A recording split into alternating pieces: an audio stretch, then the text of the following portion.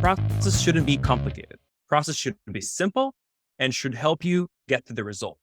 Of course, it depends on what are you selling, and of course, what company are you selling for, and many other factors in this of why it's important. But I would say that a process is a way to align sellers with their buyers, and also to help the company, let's say leadership in this case, the managers, to understand what's really happening. So I think it has two sides. One is to help the seller sell and the buyer to buy. And the other part of the process is making sure the managers, the executives that are planning, they need forecasts, they need to plan a budget. They need so many pieces of data, they need to have this alignment. You're listening to the Sales Today podcast, and I'm your host, Fred Copestake. On this podcast, we explore how sales professionals can develop a modern approach to winning business, the application of virtual selling techniques, how to create meaningful business relationships, and much more. Why not take our free collaborative selling scorecard to see how your sales approach suits today's environment? You'll find a link in the show notes. And welcome to this episode of the Sales Today podcast, where I'm delighted to be joined by Aviv Bergman. Aviv is founder at Gluework, which is a tool to help revenue teams improve process and so have an positive impact on revenue generation. So Aviv, welcome. Thank you, Fred. Thank you for having me. Thank you for joining me and thanking people who might be watching this on YouTube will see we're dressed the same. Black North Face fleece is the uniform of the day. We didn't coordinate it. It's just cold in both countries. But that's it. That is exactly it. So we share that. We also share an interest in sales, clearly, and in sales process. And this is what I really want to talk about today. So you're all about that. You have a great solution for making sure it's right. But let's just get right back to basics. Let's strip it back. Why is process so important? I think it's a great question. And I think to start with, I would say that in many cases, people are afraid of this word process. It's very intimidating. Like, what is a process? Why do we need a process? And I can tell you when I'm talking with senior sales executives and revenue operations folks, and even sales executives themselves, they always tend to say, when I'm asking them about their process, it always like a task in the backlog. Oh, we need to update things. Oh, we don't have it set proper. And what I'm preaching for actually is process shouldn't be complicated. Process should be simple and should help you get to the result. Of course, it depends on what are you selling, and of course, what company are you selling for, and many other factors in this of why it's important. But I would say that a process is a way to align sellers with their buyers, and also to help the company, let's say leadership in this case, the managers, to understand what's really happening. So I think it has two sides. One is to help the seller sell and the buyer to buy. And the other part of the process is making sure the managers, the executives that are planning, they need forecasts, they need to plan a budget. They need so many pieces of data, they need to have this alignment. But in order to give an analogy that I like, I don't know if our listeners today or viewers today are into baking, or if you're afraid into baking, but my hobby is to bake breads. And every time that I'm baking a bread, and I'm not doing it commercially, right? I'm just doing it as a hobby. I'm saying that baking a bread or any recipe is a process. It starts with the outcome, what you want to get, when you want to get it, right? You need to get this loaf ready before dinner because you have your guests coming. But on the other side, you know that you need to buy the right ingredients. You know that you need to have a recipe. You know that you need to have enough time in order to follow the recipe, or the right equipment to bake this bread, right? Everything that you will do outside of this process might affect the end result. I'm not saying, and this is maybe the discussion, whether sales process or sales in general is an art or a science. Yes, I can bake bread just based on my experience and my intuition and to get with a decent result. But the question is if it's scalable and what happens if it fails. Now I will stop talking about breads and I will just say that every single part in this process of, making breads could affect the end result. Now try to imagine that you're not making this loaf for your family dinner. You're trying to open this business, a bakery. Now it becomes more risky. You need to have enough breads. You need to have good quality. You need to make sure people are coming back to buy. And it all goes back to the process. Are you getting the right ingredients? Are you doing it properly on time? Are you promoting it properly? And are you able at the end of it to satisfy your customers? So when I'm going back to process, I think having a sales process is the basic recipe for knowing what's working well and what's not working well. I love that. I love analogies anyway, and I like the way you've described that. And what I particularly liked is that at the very first sentence of you describing this, you pretty much handled an objection that some people listening to this might have been getting ready to throw at us. Because one of the things I've noticed is that when we start talking about sales process, there's some people who sit in the corner who are just ready to jump up going, this is wrong. This is wrong. It should be a buying process. You should think about the buyer. It's all about them. It's making their life easier. And you just nailed it straight away by saying it's aligning buyers and sellers to make that experience work well. Exactly. I was so happy to hear that.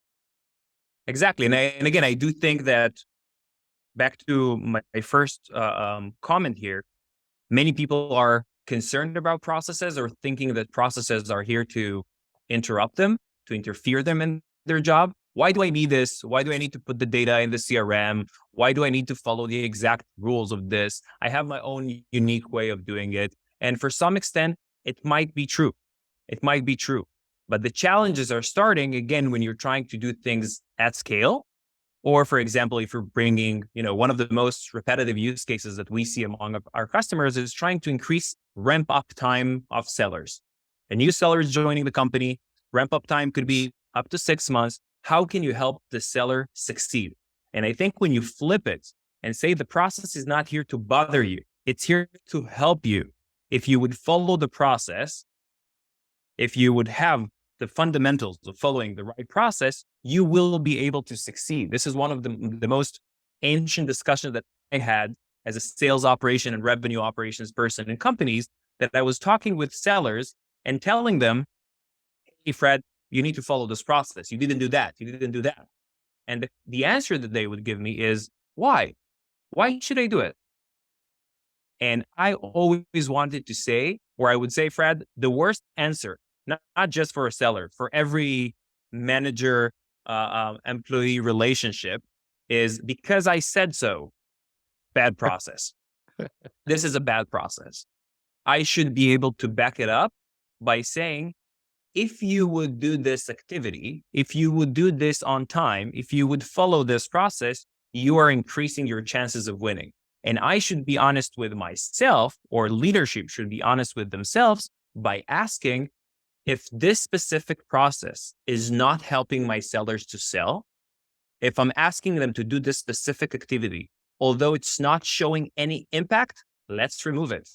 We're in the business of helping sellers sell more and not complicate their day-to-day life. It's complicated enough. Yeah.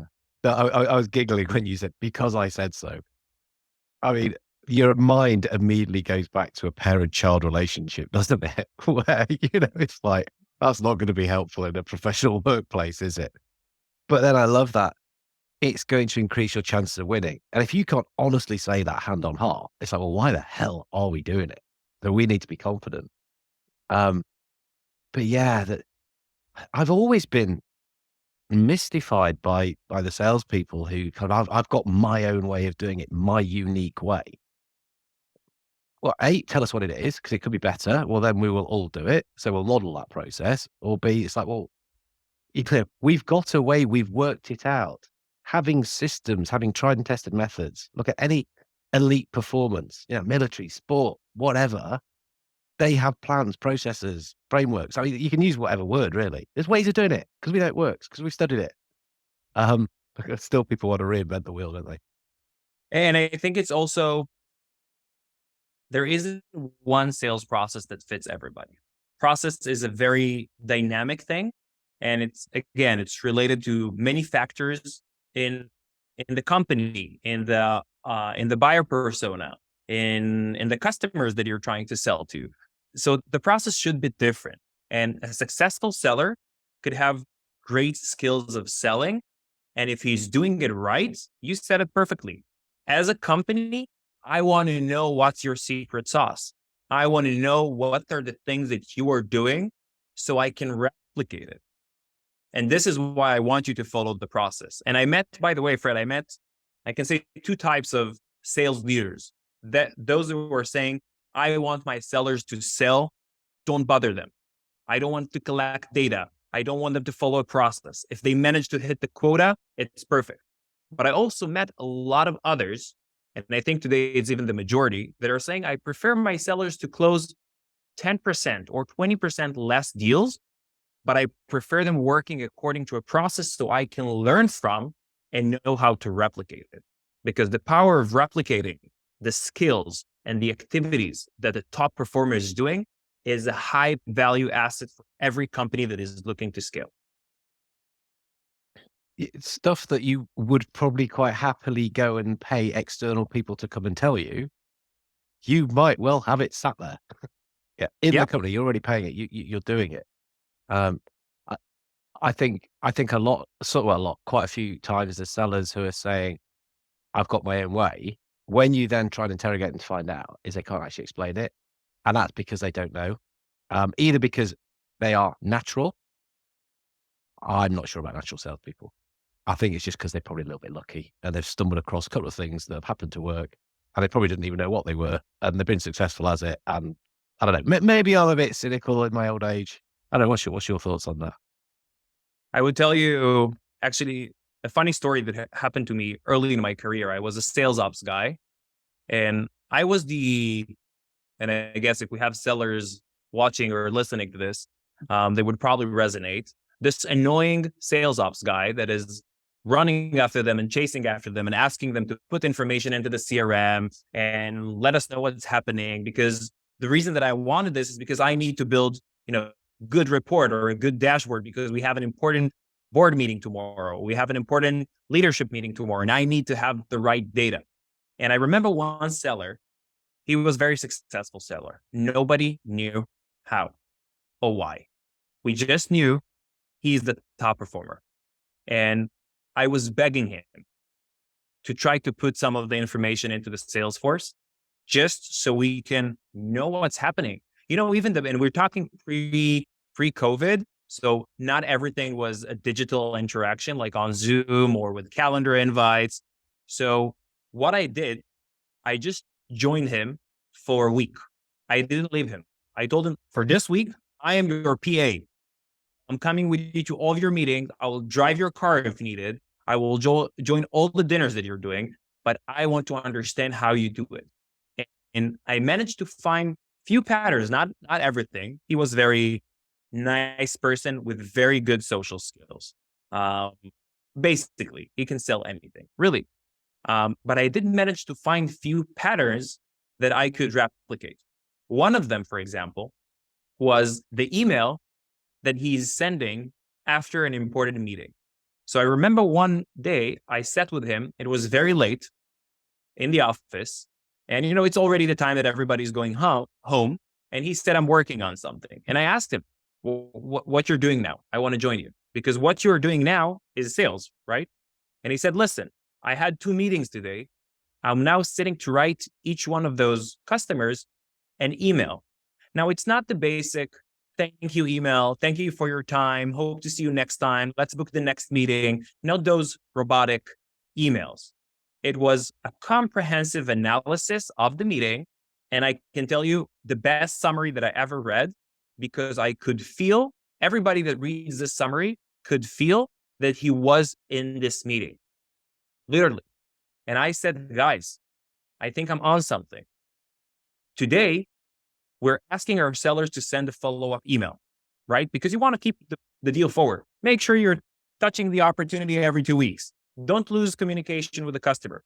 And I guess you know that about over 70% of deals that are lost due to lack of follow-up. People just forget or not doing it on time. So he wasn't about time. He was about quality. This email could be sent out within 3 days or 5 days. He didn't have like a metric for it. But he said, I'm going to send a detailed email describing everything, and it's going to be very comprehensive email. And once we started to ask the sellers not to just shoot a thank you email after the meeting, but write a detailed email. Yes, it means that instead of 7 meetings a day, you're probably going to be able only to take 4 meetings a day. But what? You're going to reduce the number of meetings? This is an important metric for us.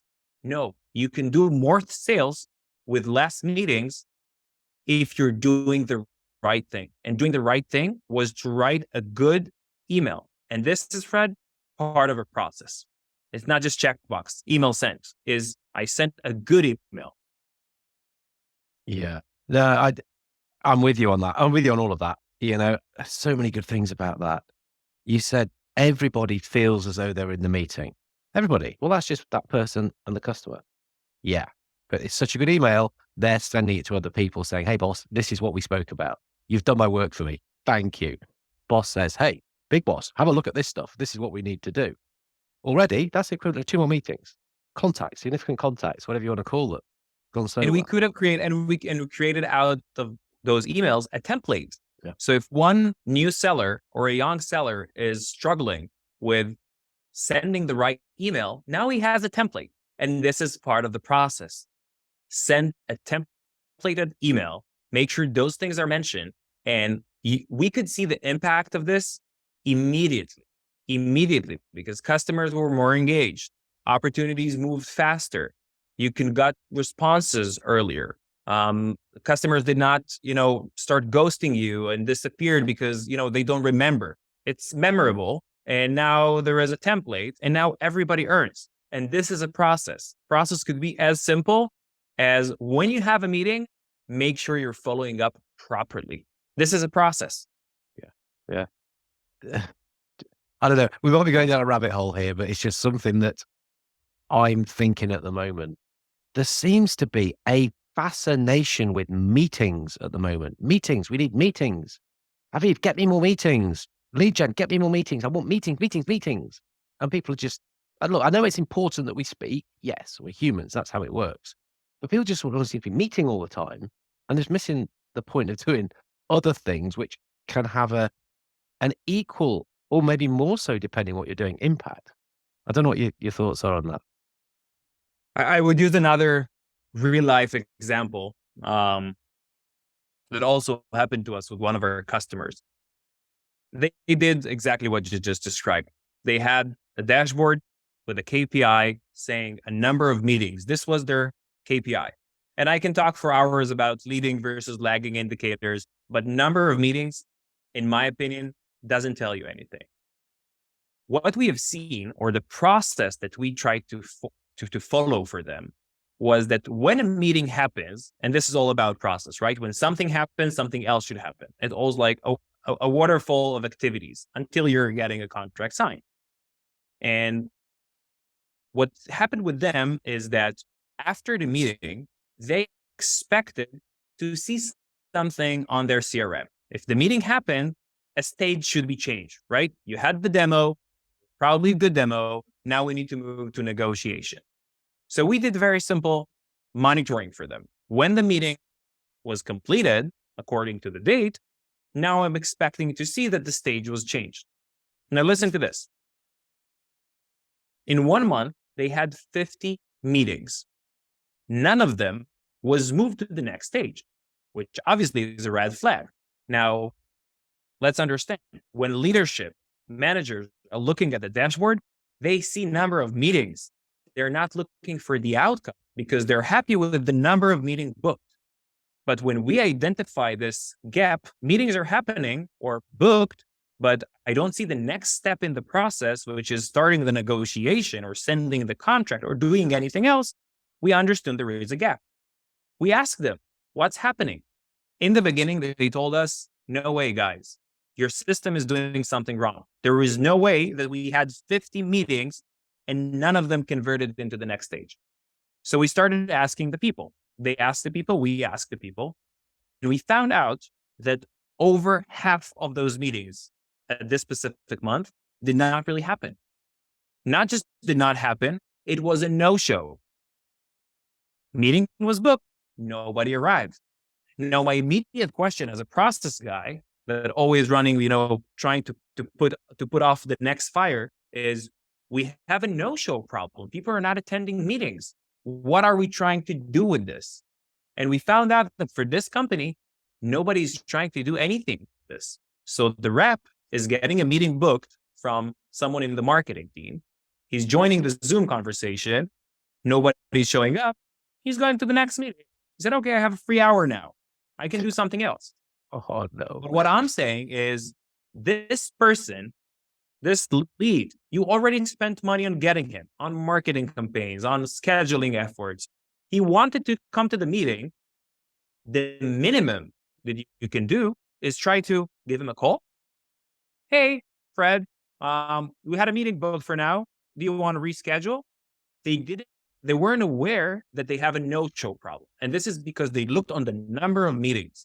Once they started to look for the process of what's happening after the meeting, they found out that they have a no-show problem. By knowing this, and knowing this is one of the most common things that I would like to talk about, the value of knowing things and knowing them ahead of time. But by identifying the fact that they had a no-show problem and establishing a new process that we called it no-show recovery process, what a seller should do when somebody is not showing up. Suddenly, the month after, it's not suddenly, it took them a couple of weeks to change this behavior, but within a couple of weeks, more than half of the meetings there were no-show were rescheduled. And I can go on and on, but those meetings, some of them converted to opportunities. And this is what we like to call money on the table. The simple action of trying to follow up and trying to get them back to the conversation could generate this company more revenue. But not doing this, not following the process, or not having the process is a perfect recipe for losing revenue. Yeah, it's funny actually. So you're talking, I'm here. I can't help kind of mapping that process. I've got little boxes on my notepad here now. And you've got no-show recovery process that you can call, you can video, you can send an email. We're getting half of those back. Why aren't the other half happening? Let's go back the other way. Are we actually making it interesting enough that people are going to turn up? Because they said yes, just to get rid of the SDR. They were never going to show up anyway. The value wasn't there. They just realized that's the easiest way. Yeah, put me down for a meeting. Ain't gonna happen. So you can ask why he's back that way to go, right, actually, we're not positioned it well enough. Are we sending a reminder even? Or both ways we can start to do things. Are we even targeting the right people? If we have the right data, and again, having the right data is part of the process. But if you have the right data, if the SDR has filled in the few basic qualification metrics into the CRM, and those leads, meeting were booked with them, but then we see that there are no-show, maybe we can have a conclusion that this specific segment of customers or this specific campaign is not giving us good leads. So why wasting the most expensive resource that we have in a company, which is the seller's time, on things that they're not likely to convert? But having this information, knowing that the no-shows are coming from this specific segment or from this type of persona or from this campaign, is understanding your process. And by knowing what's working well and what's not working well, here is the opportunity to change behavior in real time and improve the results before it's too late. One of the things that I always like to say is that sales management today is fairly reactive. We are waiting to the end of the month to see the results. We're looking back to investigate what worked well and what didn't work well, but it already happened in the past. The question is how we can help sellers and sales managers become proactive, knowing what they should do and do it before we come and say, oh, we declare this deal as lost because, lack of engagement. How can we change the behavior and get more deals and be proactive? Love it. So you've mentioned it already, and it's just something I wanted to talk to you about as well. And I think you started to touch on it now anyway.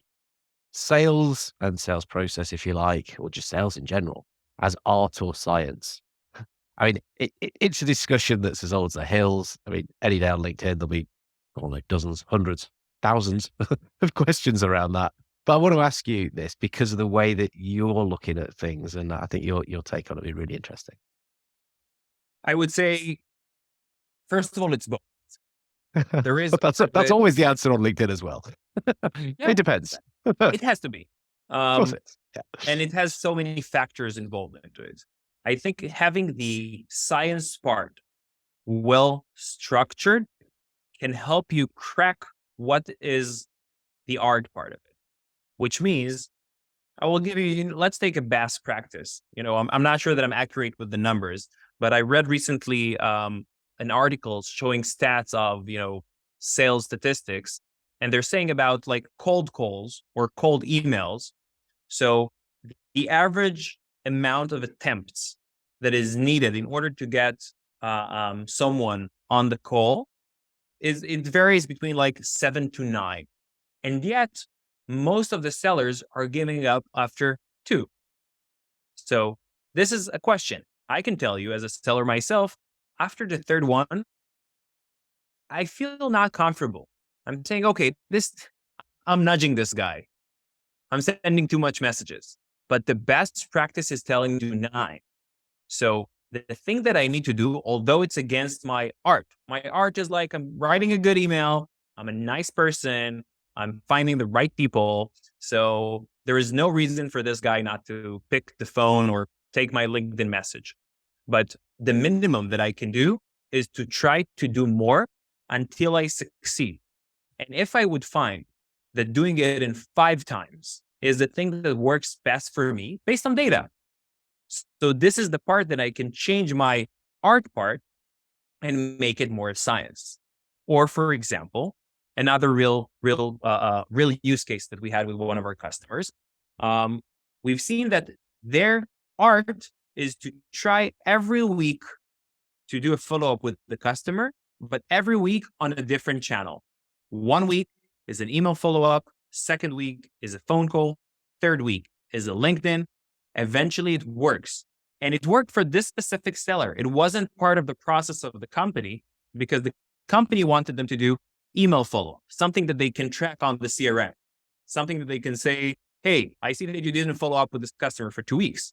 But then we found out that he is doing follow-ups just on LinkedIn, just by phone call, and he does manage to succeed.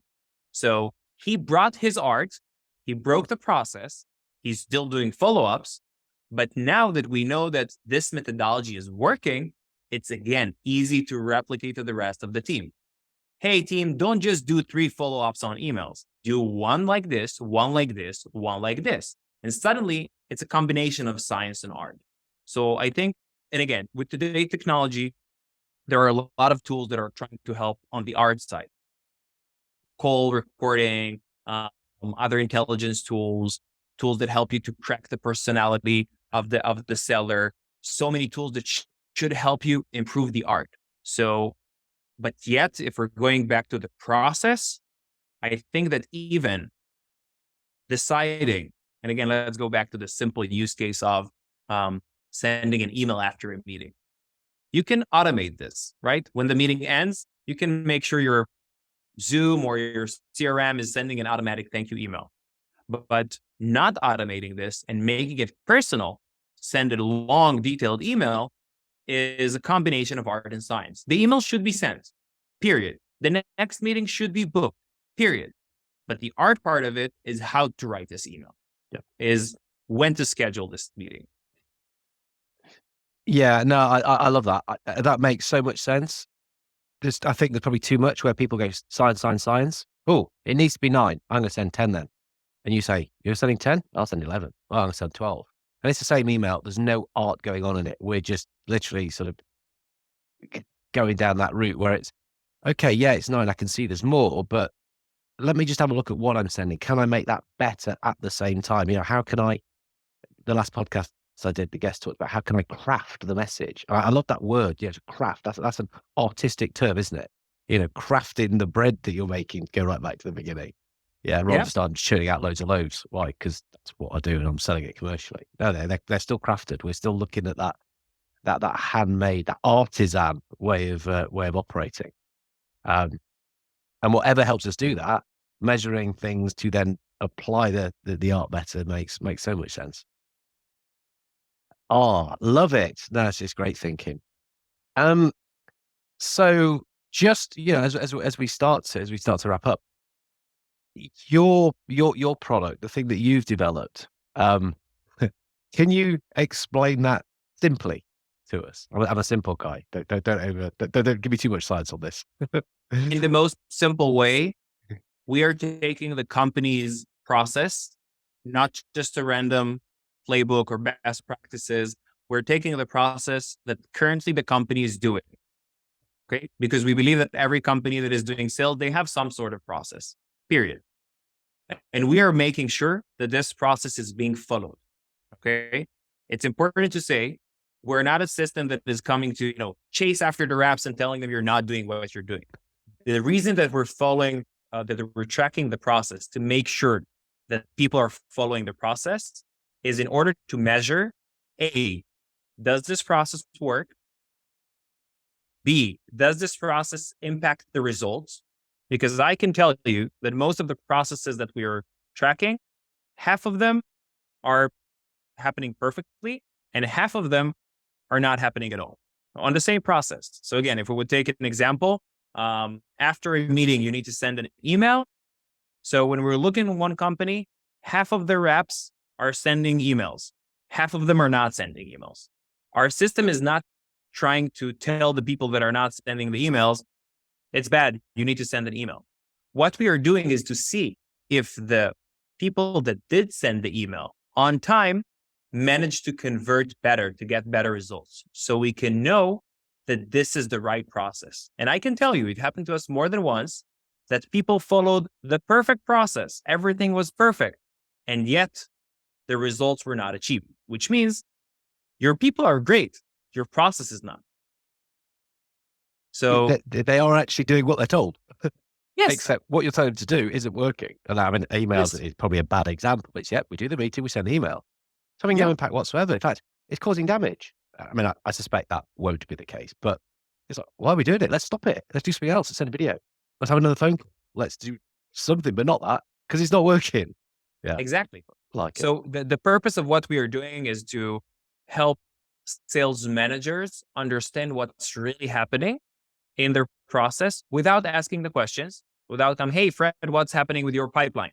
Did you do this? Did you do that? What is the next step with them?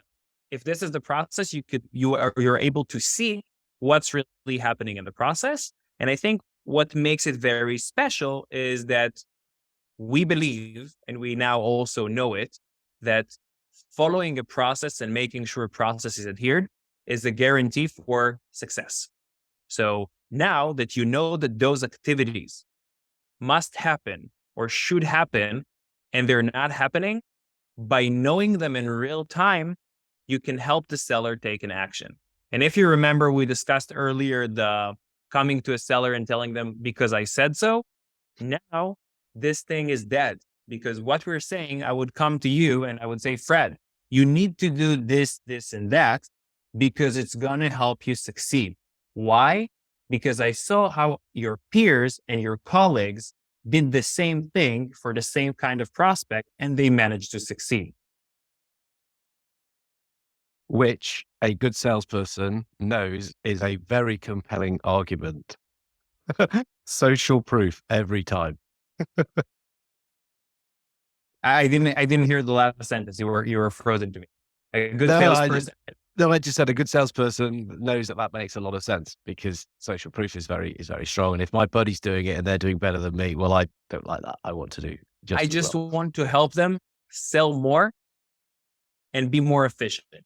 And this is why I think a good process is a friend of the sellers and not the enemy of the sellers, because it should guide you. This is the recipe for baking the good bread. Back to bread. back to bed, and you are making me hungry on this. So, I'm sorry. it's the time of day here. It's my tea time. So, where can people get in touch with you? How can we find out a little bit more? So, first of all, in our website, our company called Lookng. So we're available at lookng.io. Also on LinkedIn, which I guess, just by the name, you can look for me, and I'll be happy to talk with, anybody that is keen to improve their results and their pipeline conversions. And I think this is one of the main targets or trends for this year, trying to get better results with less salespeople or with less resources. It's not the time that you can say, "Oh, just bring me more leads, book more meetings." Now you need to make sure that the meetings you have, with the leads you have, and with the budget you have, you can actually generate more. So we're all into improving pipeline conversions by helping the sellers follow the right process. And I'm always happy to talk with any person in sales, even those that thinks that sales is only art, and even those that thinks that it's only science, because I don't think there is one best practice that fits all. I think every company, every industry, every seller, every product should be sold differently, and only based on success. Let's see what's working well and replicate it instead of guessing what should happen. Perfect. No, we'll put those links into the show notes anyway. So yeah, we'll find you on LinkedIn. Be cool. So Aviv, brilliant. Love talking to you. Thank you, Fred. Thank you for having me. It was a great time. No, it is. And I'm definitely going off to have a sandwich now on some nice artisan bread. I now owe you a loaf of bread. I need to say I send it to Europe, but now I owe you. We spoke a lot about bread, so now it's at least I need to share my recipe. Oh, please do. Please do, mate. Thank you. Thank you for listening to the Sales Today podcast with me, your host, Fred Copestake. I hope you've enjoyed what you heard today. If you did, please get in touch and hit subscribe. And remember, you can take the collaborative selling scorecard for free to check out how your sales approach works in today's environment. You'll find it in the show notes.